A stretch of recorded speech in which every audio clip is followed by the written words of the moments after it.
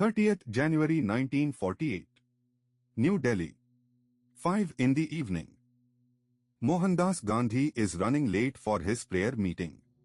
He almost never ran late. His grandnieces Abha and Manu have their arms linked through his, one on each side. He is late. He walks fast.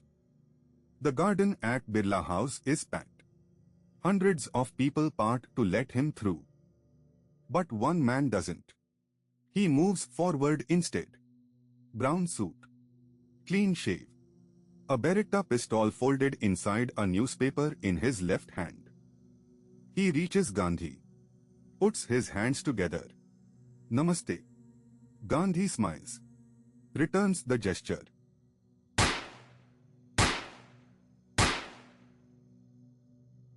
Nathuram Godse had never been arrested. Never been violent. He had a job, close friends, a family that loved him. Still he chose violence and killed Gandhi today. He had spent 20 years reading every word Gandhi ever wrote. He had marched for the same free India. Organized. Argued. Believed. And then, quietly, over months, he decided Gandhi had to die. Not out of hatred, but out of love. For India. Here is what nobody tells you about Nathuram Godse. Before he was an assassin, he was a devotee. Not of a god. Of Gandhi.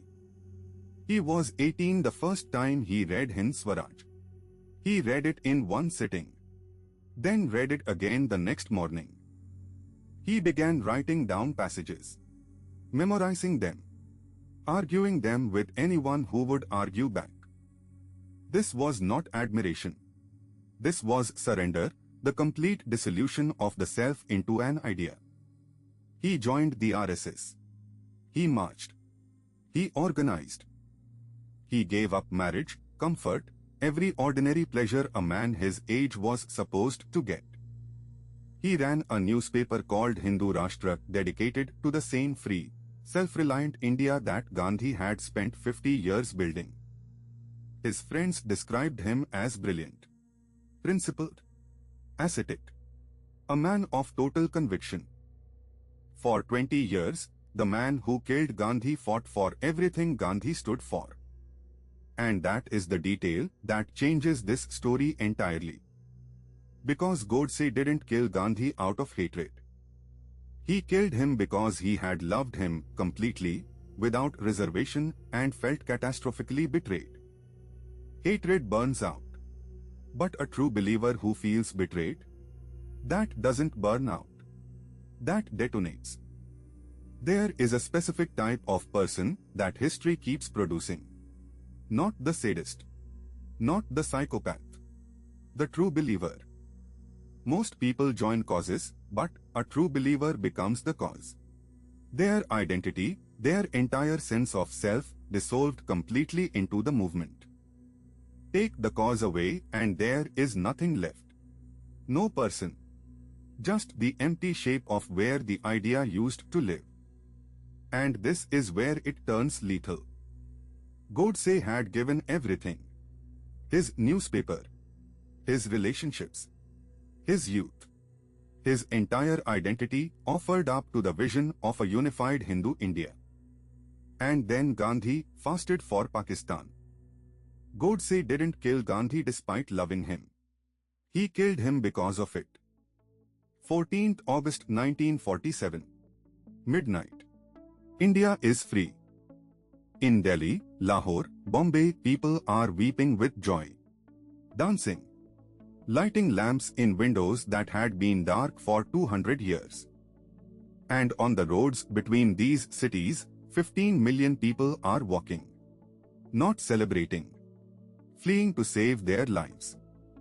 Because 5 weeks earlier, a British lawyer named Cyril Ratcliffe, who had never set foot in India, was handed a map. 5 weeks. To draw a border through a civilization. Ratcliffe finished in August. He went back to England after and burned his notes. He knew what he'd done. 1 million people were killed in the weeks that followed. Trains arrived at stations packed with bodies. Entire villages erased. But Gandhi didn't fast to stop the killing. He fasted to force India to release 55 crore rupees to Pakistan. Pakistan already at war with India in Kashmir, already killing Indian soldiers. Gandhi chose them, with his own body as the weapon. Pakistan was owed this money, India's legal share of divided British assets. Gandhi's argument, we promised to pay. Breaking that promise would make India morally no different from its enemy. And hearing this, something in Nathuram Godse, that had been bending for years, didn't just break. It crystallized. For a true believer who had given everything to akhand bharat, Gandhi had just crossed the final line. Grief became decision. Loss became logic. That moment had arrived.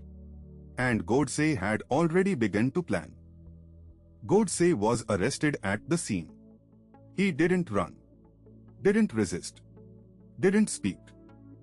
At his trial, his lawyer entered a plea of not guilty. Godse overruled him. He stood. No notes. 90 uninterrupted minutes. He addressed the court. He did not beg for mercy. He did not claim he'd been manipulated or driven mad by grief. He argued. And this is what he said. I do not ask for mercy. I do not claim innocence. I claim only this, that what I did with clear eyes, a still heart, and the complete knowledge of what it would cost me. Gandhi was not my enemy. I want this court to understand that before I say another word. I had read every book he wrote. I had marched for the India he described. For 20 years, the India he promised was the only India I believed in. But the India that came out of August 1947 was not that India. 15 million people were driven from their homes. 1 million were killed. And Gandhi responded by starving himself until we paid the country he believed had caused this carnage. With his own body. As a weapon. Against us. I had written. I had argued. I had spent 20 years trusting that words would be enough. They were not enough. I fired 3 shots. I accept the consequences entirely. I bear no ill will toward any individual. But I will say this, before I raised the gun, I bowed to him. With genuine respect. With genuine sorrow. Gandhi was among the greatest men of this age. And I believed, with everything I am, that India could not survive his choices. When he finished, his own defense lawyers were weeping. The judges sat in silence. And Jawaharlal Nehru read the transcript that evening and made one of the most revealing decisions in Indian democratic history. He didn't just convict Godse. He banned the speech. Not because it was the raving of a madman. Because it was the opposite. Because it was coherent. Because in a country full of people who felt betrayed by partition, it might make sense to them. That was the fear. Not one Godse. A million people who understood him. Nathuram Godse was hanged on 15th November 1949. He walked to the gallows holding a small Indian flag. His last words, Akhand Bharat Amar Rahe. Long live undivided India. Before he died, Godse made a specific prediction. He said the 55 crore rupees, the money Gandhi forced India to release, Pakistan would use it to fund its war against India in Kashmir. He was right. The money was transferred in January 1948. 15 days later, Gandhi was dead. The Kashmir war continued for 2 more years. India lost 1/3 of Kashmir. Permanently. Godse had argued, without that money, Pakistan's military would have collapsed. India would have won Kashmir whole.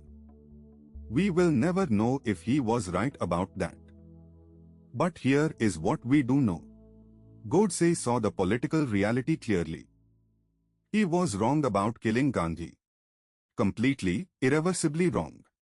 But he was not wrong about what he saw. And that is the most disturbing part of this story. Not that a fanatic acted on delusion, but that a fanatic acted on facts.